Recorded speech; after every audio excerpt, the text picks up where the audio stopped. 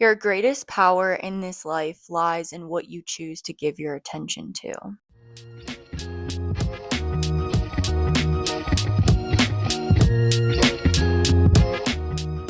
Hey y'all, welcome back to the Interlinked podcast. I am your host, Ray, and I'm so glad that you're here. Today's episode covers something that has been weighing really fucking heavy on my mind for a while now, and it just feels like no matter where I'm at or who I'm talking to, the topic just keeps resurfacing. So I'm gonna repeat today's quote. Your greatest power in this life lies in what you choose to give your attention to. This quote is actually by me once again. So, upon hearing this, what comes to mind for you? I think this can be perceived a couple of different ways, and maybe your mind immediately goes to relationships, knowing you've given attention to shitty exes or friends that didn't deserve it. Or maybe you think of jobs you've given all of your attention to, yet never felt appreciation for your efforts. Or you might think of the ways in which you've struggled to see the bigger picture, getting frustrated or stressed about minor inconveniences. These are all valid for sure, but what I want to focus on today is giving your attention to that damn phone.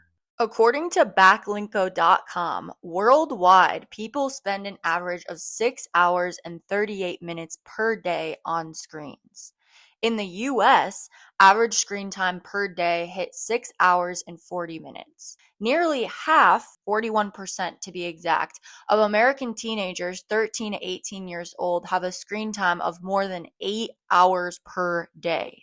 So, in a week, the average adult is spending almost equal parts of their time working and scrolling. That to me just feels fucking mind numbing. Do you know what your screen time is? I would maybe take this time to check and see and figure out if that shocks you or not. For me, it's almost gotten to a point where I used to be shocked, like, damn, 9 hours, that is not fucking healthy.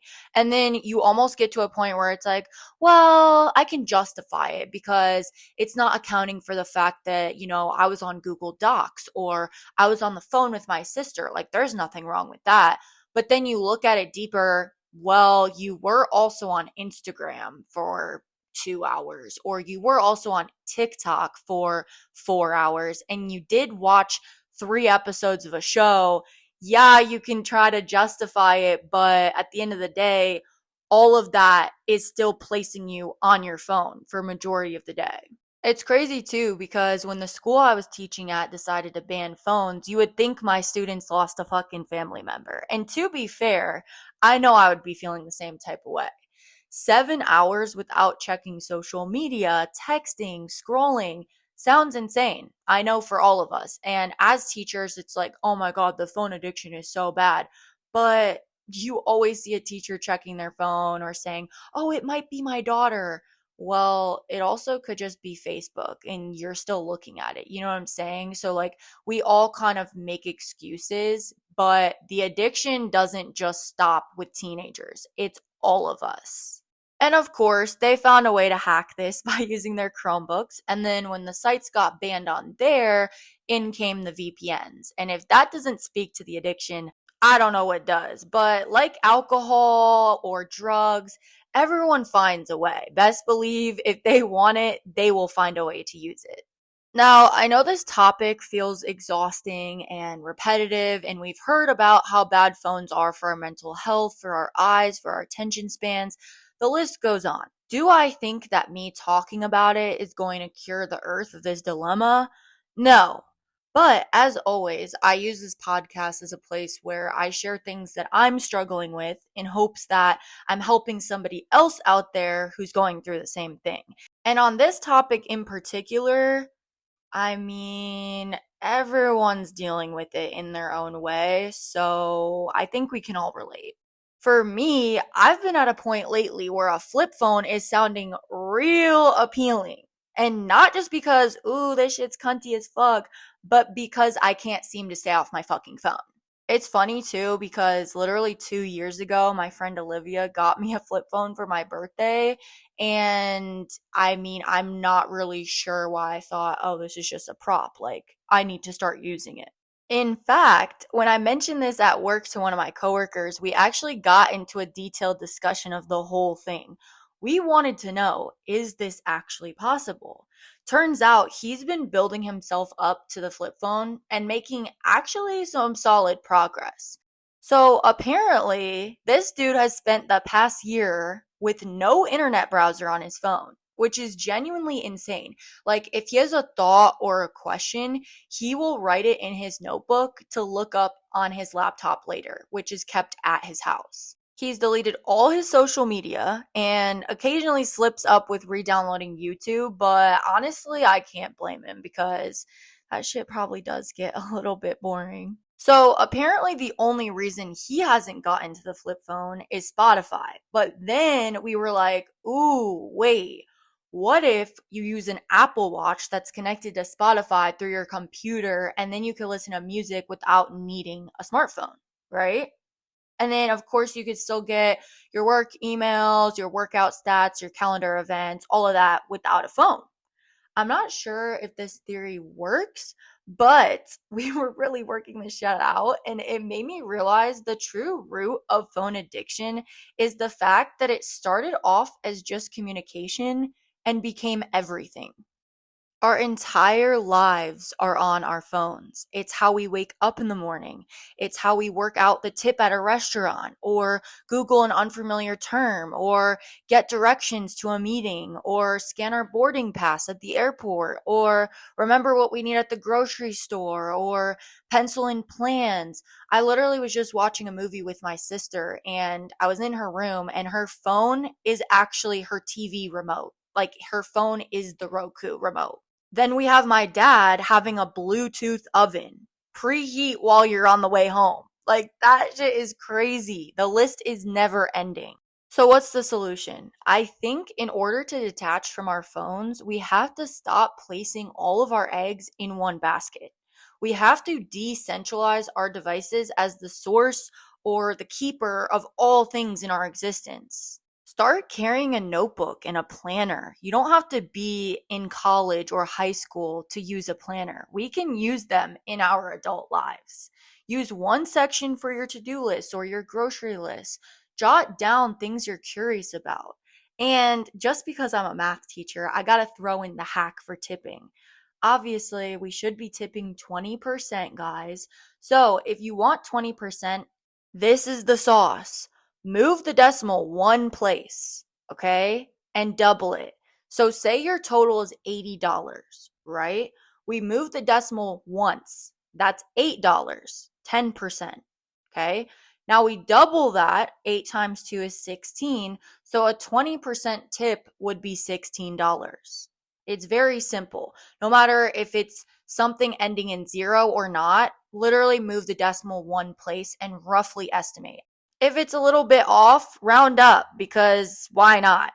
The other thing you can do is literally just divide the total by 5 because 20% is 20 over 100, which is simplified to 1/5. So, in other words, if you want 20% of, you're just multiplying by 1/5 or dividing by 5. All right. This is not always as easy because in your head, you might not know what something divided by 5 is. It's kind of random, but you should always be able to move that decimal one place and double it. Okay? You don't need your calculator. I got you. Anyways, I actually got a traveler's notebook from my aunt. I'll link it in the comments. And I've been vibing. I've been truly vibing because as someone who's always thrived with paper pencil, this just feels like home to me. So I use the first section of blank pages for my sketches or maybe just throwing stickers in there. The dotted section I use for monthly calendars and weekly spreads, which I actually penciled in myself. But you can also buy an insert of a weekly calendar or a monthly calendar that's the exact size of this planner. So you could just throw it in there with it. But I just created my own. And then the line section is my daily gratitude. So every day I say, today I'm grateful for, and I bullet some things down. So my aunt got me this for my birthday, and I was kind of looking at it like, this is sick, but also I don't know how to use it. Like, how can I make this something practical for me and something that I'll use every day? So I'm thinking about it, whatever. I actually had a trip planned for Japan and I left the next day. And ironically, while I was in Japan, I met this girl named Kiwi, and she actually gave me all the inspiration I needed. So while most of us had our service off, it just felt like there was always somewhere to connect. It was very different in Portugal. I felt like I could never find Wi Fi. But in Japan, it was like, oh, we go into this convenience store. Somehow my phone is connecting. And every time it would connect, it felt like a mini burst of dopamine because things start to load again. And it's like, oh, perfect. I don't know what this cold medicine means, but now I can look it up. Or even just seeing people's stories loading or whatever. It was like, oh my God, we have internet. It got to a point though where I realized I didn't care. There was literally nothing I needed to see. There was nothing I wanted to look at. There was no reason to scroll, no desire to see what was going on back home or anywhere else in the world, to be honest. I'm in fucking Japan. Let's enjoy it. Why would I sit here and start to feel some type of way or some type of FOMO when I'm literally on the trip I've wanted to go on since I can remember? So, anyways, Kiwi wrote everything down. Like, you could tell that notebook has been around with her and that she cherished it, even just by looking at it. So, she literally wrote down our names, she wrote down where we were from, she even put our Instagrams on there to add us later. Like, it was just so cute. She wrote down food recs or thrift recs or new Japanese words and phrases. At one point, I even gave her step by step directions on how to use the express train to get to Nico, which was a day trip that we had taken the day prior. And it felt so sweet knowing she'd have my writing in there forever. Like, I just felt so cool being like, step one, get the pass. Step two, walk here. So anyway, this had me thinking. I throw everything in my notes app, or I'll use my little task widget thing I told you guys on my home screen for like content ideas, or I'll get on Google Maps and I'll bookmark something. And all of this just feels like chaos, especially being in a new country. It's like, oh, somebody gives you a recommendation and you can't even find it because you don't know, did I take a screenshot of it? Did I put it in my notes? Did I bookmark it? Everything is just everywhere. And so there was one point where we don't book our hostels in advance. So we were like, guys, we need to sit down and map out the next couple days. Like, let's get our life together. And so we're all going back and forth from calendar to hostel world to booking.com. And I felt so overwhelmed. And I was like, bro, I just need paper. I'm such a paper person. And I went to the front desk and I was like, do you have a piece of paper I could use, a pencil? And as soon as I wrote it down, everything felt manageable. I don't know if you're also like this, but this is how I operate best. And so the next time I was at 7-Eleven, I got a few little notebooks, some washi tape, and a pen. And I started to write things down. It made me realize we don't always need the answers right away.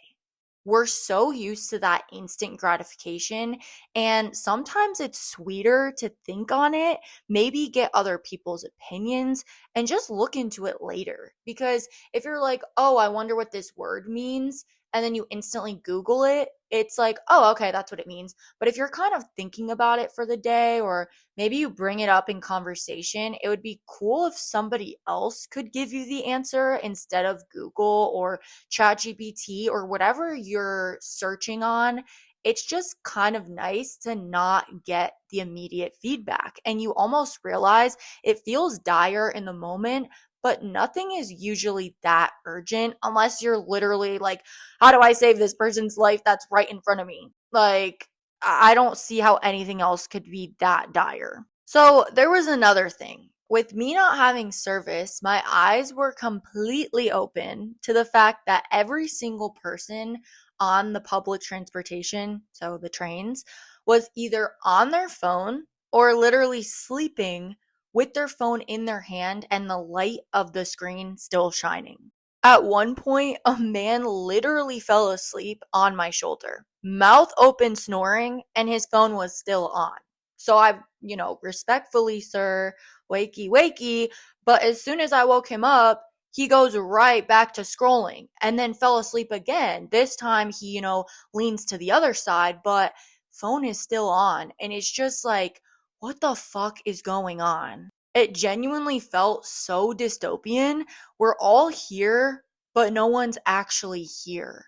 They're in some other world of retail or social media or gaming or texting somebody or whatever it may be. They're not here. There's no conversation. There's no laughter. There's no staring, even. I swear to God, you could do the most embarrassing thing in the world and no one would even look up. They would not even look in your direction. And that shit freaked me out.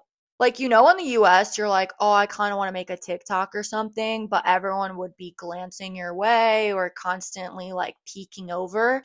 No, you could fully probably be breakdancing on the train, and maybe people would look up just because that's like a lot of motion, but I'm telling you, they were not looking your direction. Bruh, not me being in New York right now, and this exact situation literally happened on the subway today. Like, look at the people just sitting on their phones. That to me is just so weird. So I brought this up to my friends and they kind of noticed too. And we would start to point out, oh my God, look, she's reading. Just happy to see anyone doing anything that's not them buried in their phone screen. So for me, I was carrying a book until it truly became unbearable to carry in my bag. Like it was not fitting. And honestly, I was not having a good time having it in there. But I was always doing something, anything other than scrolling, because in my mind, I wanted to be as far away from the problem as possible. And I wanted to hold on to my presence. I knew that I had the power to give my attention to something more meaningful than my fucking phone. Like at one point, me and my friends literally did bag reviews where we sat on the train and we pulled out all the items in our bags and explained them. And it was so fun. And that's the perfect example of, yeah, we might not have something directly on our mind we want to talk about right now, but let's make this train ride entertaining. Let's interact with each other. I actually took a video at one point with plans to create an art piece on this, and I still plan to, but it just truly hit me at my core because society should not look like this. So then the other day, I find myself in a conversation about my experience while bartending, and I was speaking to someone who also travels and has noticed this phenomenon. For us, public transportation is not standard. So unfortunately, here it's like, oh, the only people taking a bus is those who can't afford a car. So, finding yourself in these cramped spaces with strangers doesn't happen too often, but once you experience it on a daily basis, it really just hits hard. And I don't know if anybody else has noticed this, but it just makes me so sad. So, I've always found myself in this huge internal battle, even before traveling, of loving and hating my phone, and in particular, social media. So, in order to have a fair, well balanced, honest argument on the subject, I think it makes most sense to go through the pros and the cons. And maybe some of these might feel obvious or standard, but I think it's good to recognize why you're using social media and to understand where the negativity stems for you, because some people don't feel that FOMO, or some people don't feel the need to doom scroll for hours and they think, oh, it's fine. I have a pretty good handle on it. But the part that impacts me is the body issues. Like everybody has their own issue with it, and everybody also has their own positives to it. So I thought I would just go through that from my perspective, and maybe it'll give you some clarity as to if you want to keep the apps around or maybe give them up. Starting with the pros of social media, I think for starters, it offers a lot of opportunities. For someone who likes to create content, I genuinely do enjoy it. And it's a way for me to share my art, whether that's my podcast or my fashion sense through my outfits, or maybe video montages through vlogging, or, just clipping things together. All of that is a creative outlet for me, and I actually do enjoy it.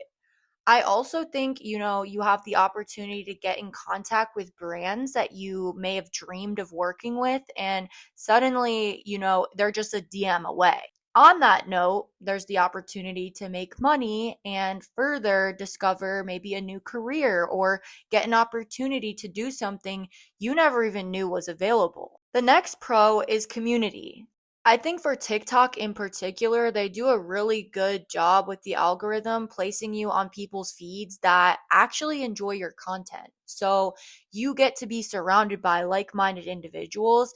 And it's a nice switch up from Instagram, where it's, maybe just high school friends that you don't talk to anymore or relatives you don't really see. TikTok is like, oh, I found my people. Whether you're following fitness accounts or people who cook interesting recipes, or, fashion creators, or whatever niche you're interested in, you can find that community. The other thing is you have access to advice at all times. So if you're struggling with something that feels, oh my God, nobody else is going through this, you could probably throw that in a search bar on YouTube or TikTok and find hundreds of videos of people telling you, this is how I handle it, or this is what I would do if I was in your shoes. And you kind of have maybe a big sister online that you don't even know. So, on that note, even if you're estranged from your family, or maybe you're a single child, or whatever it might be, you can find those close relationships or the advice you would hope to receive from a sibling from a stranger online. That also pertains to parents too. Some of us, whether you lost your parent or you're not close with your parents, whatever it might be, you can probably find that relationship that you're searching for online. Is it the same thing as a real person in your actual life? Obviously not, but when you're struggling, it feels damn near close. Social media also allows you to stay in touch with your family and your friends, which was literally the original reason why it was created in the first place. So obviously, we have to give it to them on that one. For those with social anxiety, connecting with people online is an easier way to get that social fix without having the anxiety attached to it, because obviously you're not physically there. And so there's a barrier in a way that makes you feel protected and safe, and all while in the comfort of your own bed, potentially. Shit, you might even find your partner online. My sister met her girlfriend on TikTok and they've been together for like 2 years. So never doubt social media's ability to connect people. Okay, next pro. Social media can definitely be a place of inspiration. I know for me, fashion is a huge one. I love to feel inspired. And for me, it's really cool to look at other countries, not just America. Although I do love, oh, what are people wearing in New York City today? Love accounts like that, but it's also really sick to be like, oh, this is what people are wearing in Stockholm today. And it's so different from what I'm seeing here. And so it allows you to kind of play on things that you might not ever see in person. I think social media can also be very inspiring from an artistic perspective, whatever form of art you like. I think it's cool to see either other people's art, or maybe their writing, or maybe even their fashion. It might prompt you to feel the desire to do something of your own, to create some art form of your own. Something else I feel really inspired by is just the way people decide to take photos or record videos. Like, that could be the filter they use. That could be, oh, this is a cool photo shoot idea. Like, I want to try that pose. Or I love the way this YouTube video is set up. I've never seen something like that before. And it inspires a new way for you to create in the future. Again, whatever that looks like, whether that's writing, singing, poetry, you name it, we can definitely use social media to inspire our own art. Next, I think social media is really good for learning new things. The craziest part is back in the day, obviously, if you wanted to learn something, you had to go to the library and get a book and research on it and whatever. Use a desktop computer that's plugged into a wall that as soon as you get up from, you have no more access to. Whereas now, you always have your phone, you always have an iPad, whatever device, you always have it. And any moment that you want to learn something, you really can. So, say you wake up one day and you're like, oh, I want to learn how to play the guitar. Boom, get to YouTube, get to TikTok, whatever it is, you can learn it. Or you want to be a better cook.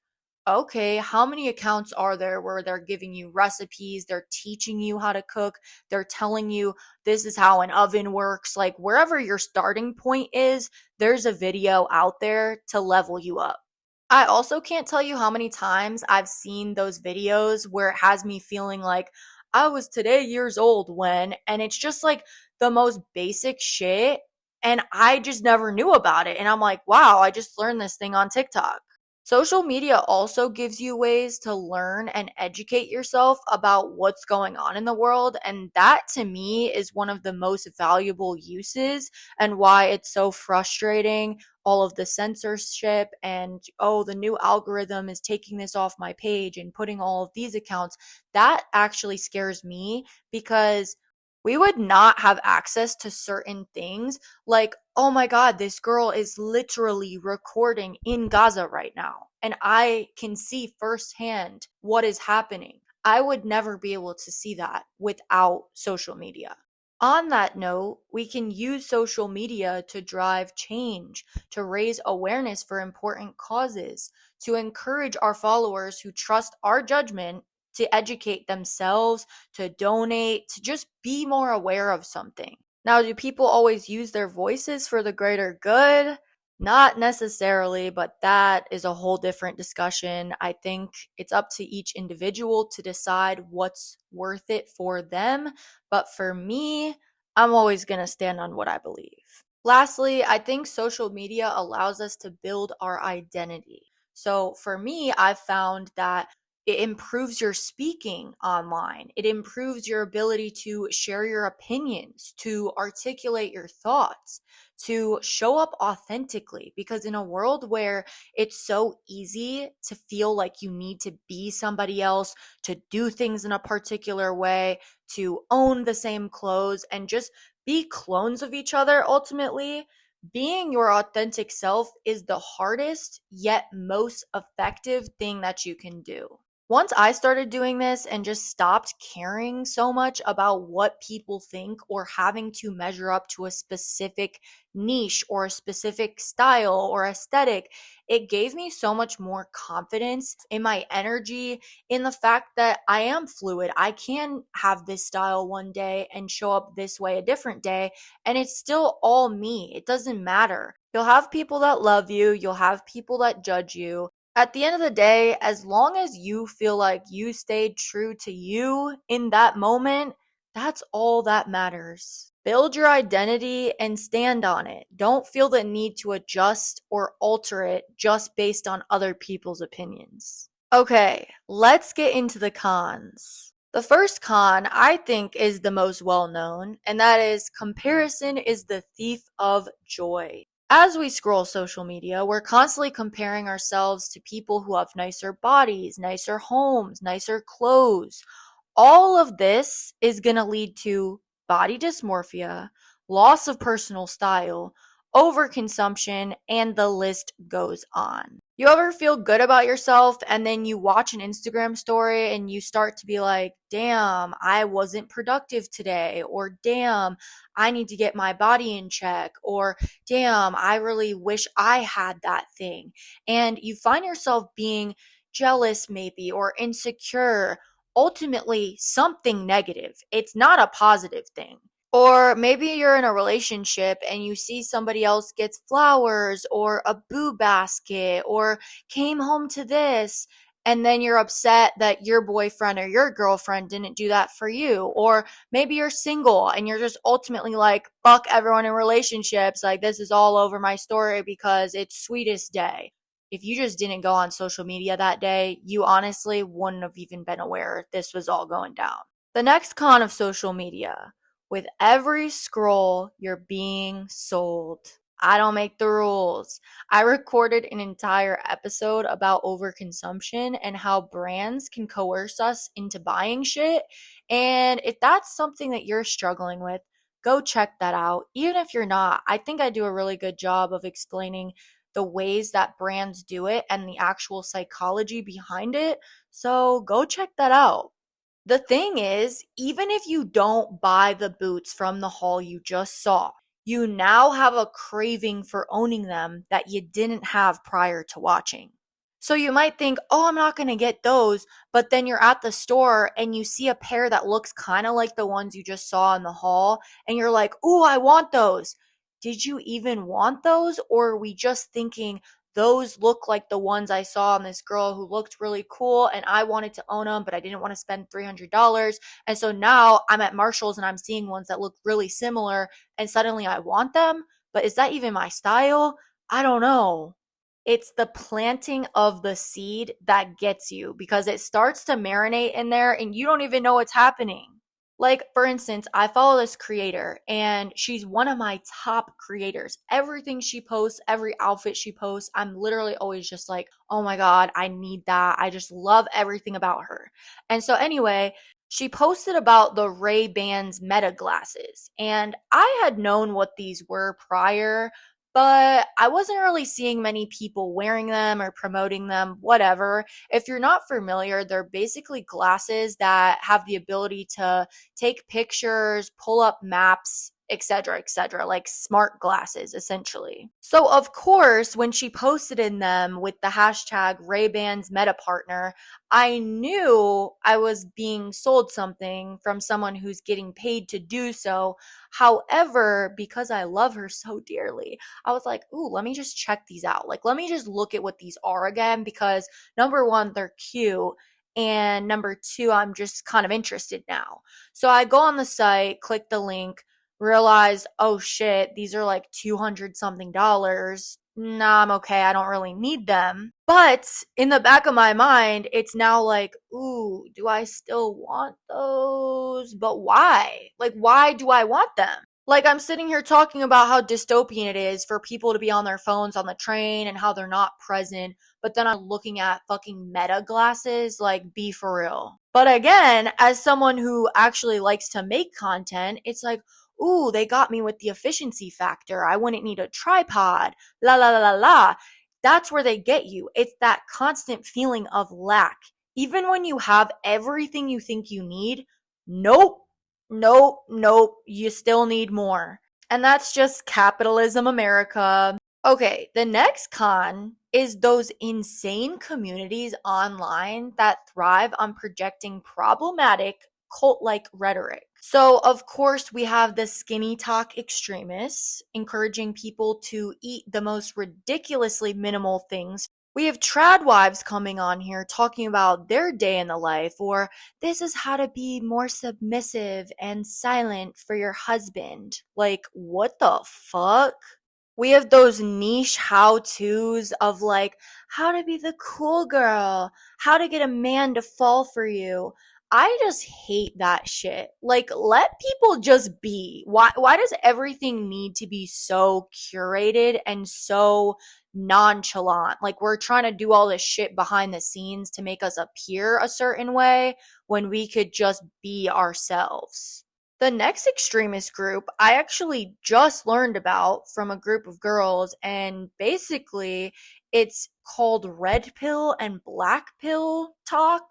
And this is impacting young boys currently, where if you go to search something like feminism, it'll pop up with misogynistic incels talking about it instead, and basically just curating this feeling of like dominating male energy and kind of convincing boys to act in a way that obviously we would not want to see them acting, but these are like their male role models. I don't know. I'm honestly not too familiar, but all I know is these men hate women. So that's all scary. Moving on. Social media also obviously ruins your sleep with the doom scrolling before bed, feeling like shit in the morning. I think we all convince ourselves, oh, I can't wait for this time after work to just rot in bed. And it's like, that is not recharging you. That is not putting you in a state of relaxation that would actually allow you to get good sleep, to feel rested for your next day of work the next day. You convince yourself this is my time to unwind, but then end up spending so much time to the point where you're actually taking away from the sleep that you need. I don't know about you, but the viral sounds will literally be replaying either in my dreams or in the morning or throughout my day. And ultimately, I just know that shit is not good for you. Next, social media ruins social connection. How ironic. How many times have you been in a situation where somebody cancels on an event because they refuse to inconvenience themselves? Whether that's birthdays, big moments, holiday parties, all of these things can start to feel too much because when you're so used to your own routine and you're so used to, your schedule of going to work and then you get to rot on your phone when you get off. Oh, now I have to go to this dinner and I'm just going to cancel. It just ruins the spontaneity of life. There was actually a post on Instagram that I saw by the account Your Juno, and it says, we all long for impromptu meetups with friends, yet 68% of Gen Z typically make plans over a week in advance, with 36% making plans at least 2 weeks earlier. So we're making plans 1 to 2 weeks in advance, yet almost half of Gen Z wish they were more spontaneous. It's quite the paradox. We constantly all feel like we don't have enough time, but it's just the use of time that we're unable to manage. We have no issue connecting with people online, but the social skills are genuinely plummeting. Like, people don't know how to flirt. Let's start there. Why am I the one initiating a conversation and then immediately disappointed to find out, oh, there's just no substance here? Or that could go for, texting somebody and then you get on the phone with them or you get to meet them in person and you're like, who the fuck is this? And what did you do with the person I was talking to over the phone? Like, there are so many people that, even friends too, where it's like, oh, she seems so cool and nice over text. And then in person, it's like so awkward. I don't know. I just have to attribute that to the fucking phone. Okay, the next con of social media is the most obvious. It is the biggest time killer of all. This is what has been making me really want the flip phone because no matter what, I just feel like the constant checking, the constant interruption causes me to be so unproductive and distracted 24/7. I might get one notification for eBay. Suddenly I'm scrolling on Instagram. Then I'm shopping a Black Friday sale. Then I'm texting somebody. Then I'm back on Instagram. Then, ooh, notification for TikTok. Like, what the fuck? As someone who literally sets an alarm every single day of their life, no matter if I was working till 5 a.m. bartending or I was up all night, regardless of how many hours I'm about to get, I will always set an alarm for like 10 a.m. latest. And this is because I have this deeply ingrained fear of not being productive enough. So, although I do enjoy social media for the pros I listed above, it's just the fact that I can't seem to get a grasp on a healthy way to use it. And I actually posted a video about this earlier, so I'm going to insert that here. Time only flies when you're not existing in the present moment. Let me put this into perspective. So I work out a lot. I go on the Stairmaster almost every day. Now, when I'm doing something where I'm actively putting myself in a different reality, aka not the present moment, time flies. So for instance, if I'm editing my podcast, if I'm reading a book, even music helps, but it doesn't help fully because I'm still pretty much present. Like, I'm still looking around. I'm not looking at something to escape. I'm hearing something, which helps, but the visual things like me editing or me reading, time is flying. Today I'm sitting there reading, right? time is going by so fast. As soon as I put the book down, I'm starting to have thoughts pop into my head. And that's just kind of how it is in our day to day. When you're constantly going on your phone, distracting yourself, you never allow any thoughts to come in, because the only time you're actually generating ideas or thoughts is when you're fully present. And you can't be present when you're scrolling on your phone. So if you want your days to feel more meaningful, the true key is not being on your phone. The days that I've gone not really on my phone feel so fucking full and jam-packed and wholesome. And when I am spending the day on my phone, you'll instantly be like, damn, it's already 3 o'clock.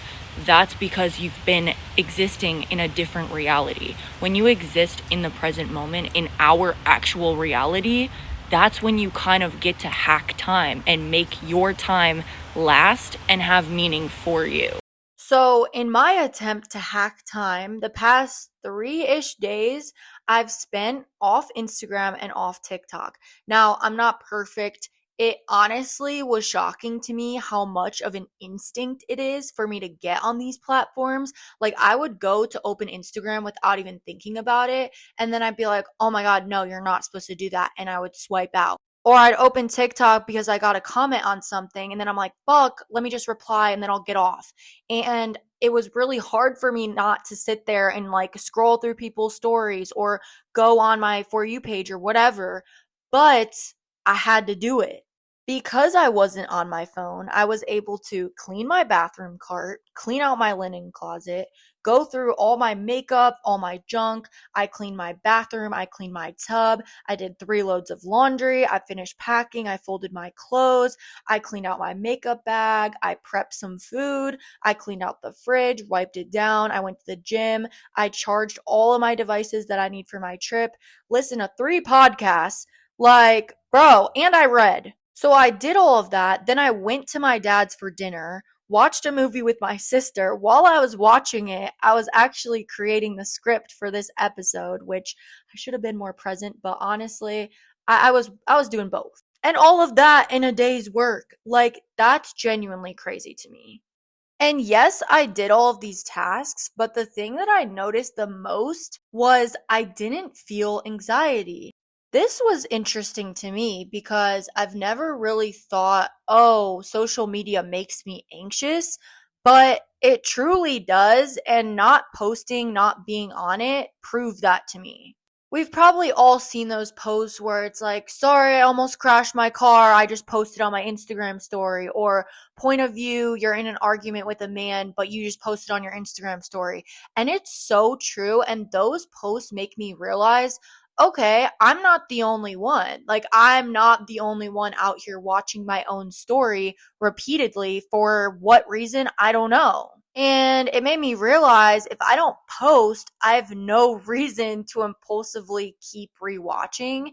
And ultimately, I feel like I watch the same, 10 people's stories every day. But other than that, I don't really watch many other people's. But my own, I'm watching like clockwork.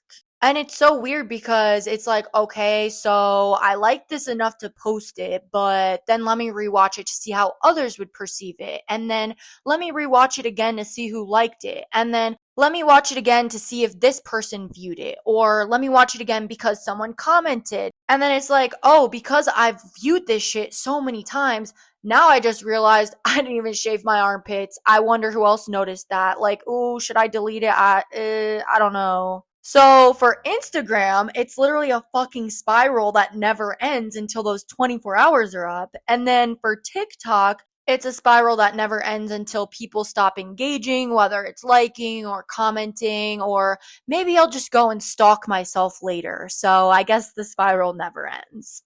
And then it's like, ooh, someone new followed me. I wonder if they think I'm cool, or what vibe am I giving off, or do people actually like that I post my breakfast in the gym every day, or am I just predictable? And if I don't post, do they think that I didn't go or that I was lazy today? Like, that's something that I realized the past few days.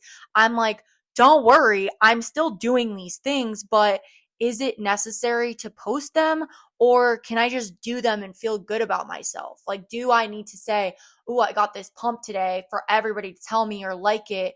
Or can I just be like, damn, I look good? I saw this post on Instagram that said, I'm letting go of the idea that I have to be consistent for other people all the time. This time, I just want to be consistent for me. The account is Cosmic Leah. I hope I'm pronouncing that correct. But this really hit home for me because I feel like a lot of the things that I post are meant to inspire others.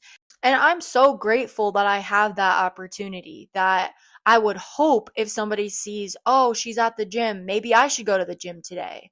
Or she posted about this thing, I'm thinking about it in a different way now. Or I have more gratitude, etc., etc.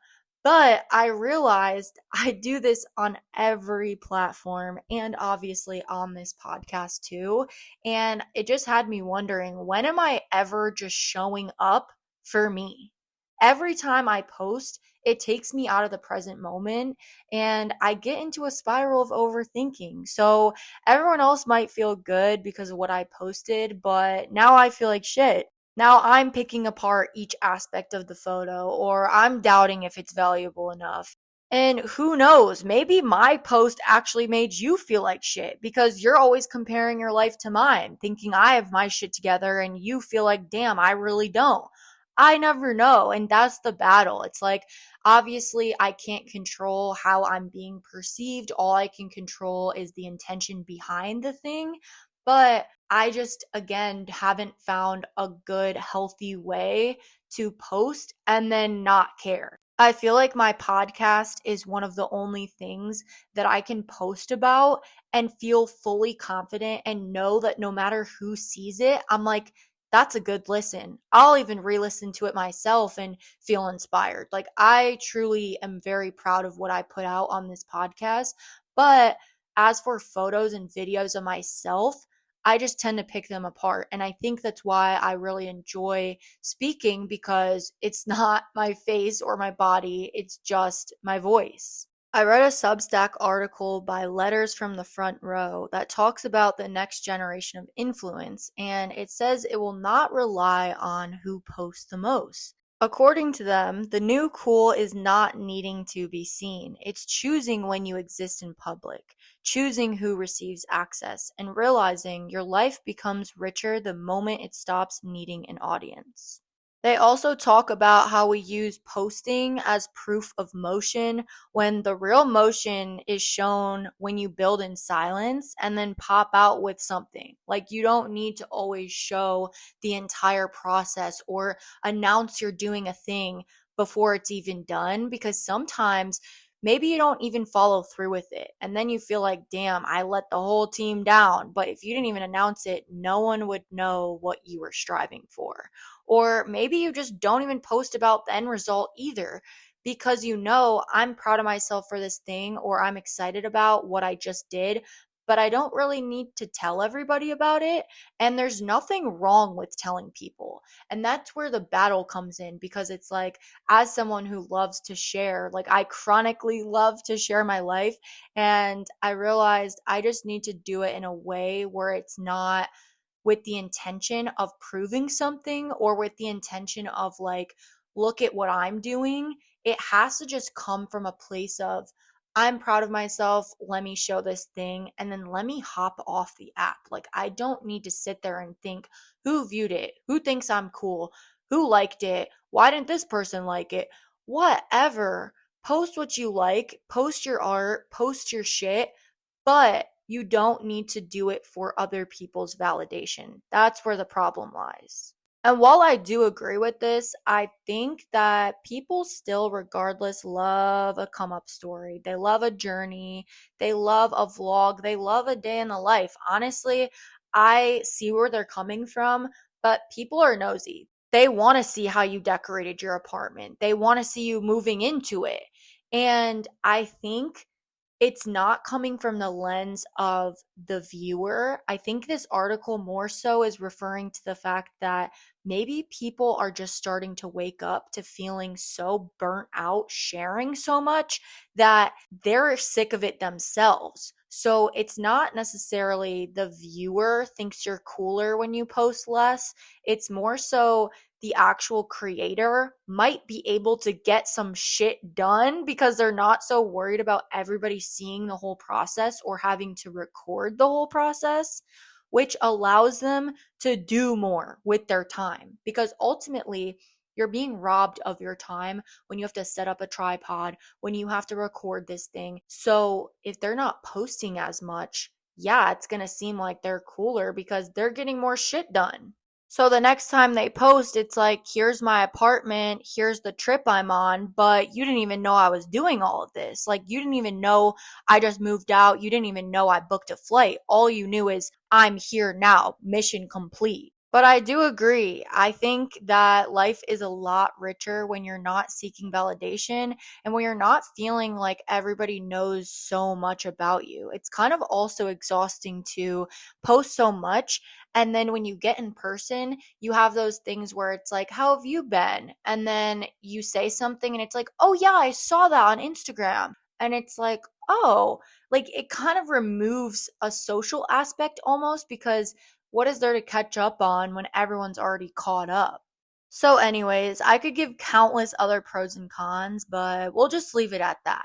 Now, this doesn't mean I'm going to stop posting, but it all comes down to something I drill very often: create more than you consume. If you find yourself in a similar dilemma, I think we also need to be reminded that posting, just like any other art form, is for you. It's a form of self expression that does not require validation to be valuable. As long as you enjoyed the process, are proud of the result, and think it's cool, hot, creative, whatever energy you're going for, that's what matters. Easier said than done, obviously. Of course, we're going to read the comments. Of course, we're going to take perception into consideration. But that doesn't mean we need to rewatch the story once or 1,000 times. It doesn't mean we need to question anything. Just post and get off the fucking app. And if this isn't working, take a break from posting. Give yourself a moment away, see how your day feels without the reassurance or maybe lack of reassurance from other people. You might just find yourself to be the best motivator and biggest cheerleader of your own life, as you should be. So, I recently joined a book club, and this was another huge motivator for this episode, along with everything else that I already listed. But the book we started reading is called Braiding Sweetgrass by Robin Wall Kimmer. And while I'm only 50 pages in, I already felt enough of an impact to distance myself from my phone. So, the writer of this book is a botanist and a member of the Citizen Potawatomi Nation, which is a federally recognized tribe of Potawatomi people. And so this book is really cool because she has this science-y background, so you're getting that educational perspective, but she also really values the power of storytelling. And so she incorporates her heritage and her experiences throughout the book to kind of give it that personal touch. So it's not just, oh, this is the scientific name of this tree. It's like, let me lay out what it looks like. Let me give you the background. Let me tell you about how my family grew up on this land and how it felt when we were ripped away. And she does all of this to show us that there should be a relationship between people and nature. And the key to a wider consciousness is appreciation and reciprocity. So, in our book club, we obviously had questions we were kind of going through, and we were covering concepts of gratitude and Western versus Indigenous culture and the beauty of storytelling and just so much more. But the reason I'm bringing it up is because something that came up time and time again when we tried to relate the book to our own lives is how our phones prevent us from connecting with nature, from connecting with others, from connecting with ourselves. It had me thinking of my little life and, the coffee shops I frequent and the bookstores I go to and the thrift shops that I love. And it just had me thinking, where's the relationship with nature? That's what I'm missing. Nature gives us so much, and what do we give it in return? We went on to kind of go back and forth on this, and then I said something, and it really stuck with me. The gift that we can offer is our observation. When we sit there and we observe and appreciate nature, that is enough. Obviously, we can't all be farmers and we can't all be, social environmentalists and actually hands on with that lifestyle. Of course, it's our duty to protect in any way that we can, not littering and small things like that. But on a day to day basis, us looking at the sky, us looking at a body of water, us sitting with nature, that is a gift enough. Through our observation, through our presence, we're connecting. What's more powerful than connection? I don't think anything. What's preventing us from connecting? That damn phone. It's important to recognize when efficiency is actually causing you more problems. This search for everything to be faster and easier is actually what's taking us further and further away from nature, from connections with people, and from connections with ourselves. Why go to the store for envelopes when you can just order a 100 pack on Amazon? Why go to order food when you can just DoorDash? Why ask for directions when you can just buy those Meta Ray-Bans like I mentioned earlier? The thing is, we need connection. We need those mini social interactions and exchanges. Even if they're quick or you're like, yeah, that was meaningless. It was just, hey, how are you? Good, how are you? We have the power to attach meaning. I've talked about this before. We have the power to be more open, to respond differently. You do not have to be a robot in this society. You can choose to show yourself a little bit more. And it doesn't have to be a huge trauma dump to the fucking barista, but just anything to break it up and to feel a little bit more connected to another person that you just talked to make them laugh, to make their day, whatever it is, just be a little bit less robotic. Know when it's your turn in line, like you would if you weren't scrolling on your phone while you were waiting. Maybe instead of being on your phone in lines, look around. Look at the little postcards that they put out, or the little business cards, or the artwork that's hanging on the wall, or check out the pastries, read the labels. I don't know. Do anything but scroll. I'm just so over it. Okay, so I could clearly talk about this forever, but we're gonna wrap it up. And to sum things up, use your devices to your advantage. If you like to post or create or share your art online, do more of that and less observing other people. So, I'm going to give you guys some actionable steps because what would I be doing without getting to some possible solution for you? So, for starters, you know yourself. If social media prevents you from getting your shit done, it's time to start setting limits. Something else that keeps coming up in conversation is something called the brick. And their slogan is literally reclaim your time, which I love because that's certainly what these phones are fucking taking from us, along with our money, energy, social skills, all the things I just mentioned. Yeah. But anyway, essentially what you do, it's this little square box, okay? You tap your phone to it and you can select on your phone prior what apps you want to be bricked. So if you want Instagram, if you want TikTok, if you want Facebook, whatever, you would select those apps. And then once you tap your phone to it, it's kind of like tapping your phone when you pay. It will literally lock those apps and you have to take that little brick and put it somewhere. So it's actually establishing some friction other than, those time limits where you can say, oh, your time's up and you just click the X. This is like, you cannot get on the apps until you grab that physical little brick and you touch it back to your phone. So if you hide it somewhere or if you have somebody else hide it for you, that might just be the solution to your phone addiction. It also tells you how long you've been bricked, and you can build up goals like I want to be bricked for 3 hours today, or I want to be 5 hours. And then you can look week in a glance, see how much you've been bricked, and, hopefully get to a point where you're less distracted and less reliant on your phone. Not sponsored, and I don't even own one myself, but seeing as the price point is $60, I might need to cop one, especially because they got the little welcome 10. So, we're getting $6 off, period. Okay, another thing. There's a coffee shop in my city that has a sign for no devices permitted on weekends. And I actually love this. Their goal is to get people talking more and just more involved in the present moment. So maybe make an effort to do this yourself. Show up to a coffee shop or, a restaurant or wherever, library with just a book or a craft or a journal, and maybe leave your phone in the car. See how that goes for you. See what you observe.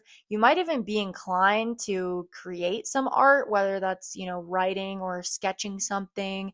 And yeah, just see how it goes. Next, I want you to make more efforts to spend real in person time with your friends, because you'll walk away from these hangouts feeling so much more fulfilled than you will if you're just texting your group chat or sending reels back and forth on Instagram. Like, I don't know. When I hang out with my friends, my heart always feels so full afterwards. Even this book club, we were literally all like, oh my God, this was such an effort in a way because we all didn't know each other. But the fact that we all showed up and had such a good time, it's like, wow, guys, we needed this. Like, this is what humanity's about. We're supposed to discuss our opinions and laugh and talk to each other and open up and get to know each other more. Like, that's what we should be doing, and it's better done in person. So, on that note, join a club of some sort, or even create one. Start going to a pottery class, or maybe a dance class, or pick up a new hobby. Spend some time in nature. Anything to prevent you from wasting your days on your phone. Something else I recently thought of too is the fact that, when you go to the bathroom and then you're like, oh shit, I forgot my phone. Like, let's bring back having magazines, word puzzles. I don't know. Throw some entertainment in there. Another thing, put a dry erase board on your fridge so you're less reliant on, oh, I have to put it in my notes app. Like, once you have all your shit on that dry erase board, you can then just write it on a little sticky note and boom, you don't even need your phone. Something else you can do is hang a physical calendar in your entryway or your kitchen or wherever you would see it most. Again, taking away from the need for Google Calendar. Something I have hanging up right now that I talked about in my last episode is my deep cleaning checklist. And honestly, this is such a good thing to have hanging up because it's almost like, oh, you're bored? Well, go clean something. Like, there's stuff to clean. You know what I'm saying? You're ready to scroll? No, because you're supposed to be deep cleaning your linen closet right now. Nice try. Definitely get a journal, whether you get the one that I mentioned or whatever basic one you can find, literally Walmart, Target, wherever. Start mapping out your day, physically write down your to do list, write down your gratitude, make a little spread for your week, whatever it is, collect things. Be excited to open this notebook, make it feel like you. Write down what you're curious about. Write down things you want to look into later. I think it encourages so much creativity, and I've noticed that so much already from just my short time using one. Whatever you decide to do, the goal is to start detaching from using, or rather needing, your phone for every aspect of your existence. And I'll end with what we started with. Your greatest power in this life lies in what you choose to give your attention to. So give it to something worthwhile. Thank you guys so much for listening. I hope that this episode was helpful or relatable or just motivates you to use your phone less. That's really my goal. Be more present, use your time more wisely, connect with other people, connect with yourself, and just get off that damn phone. Definitely check out last episode for a more in-depth explanation of how brands use psychology to convince you need to buy something rather than just wanting it.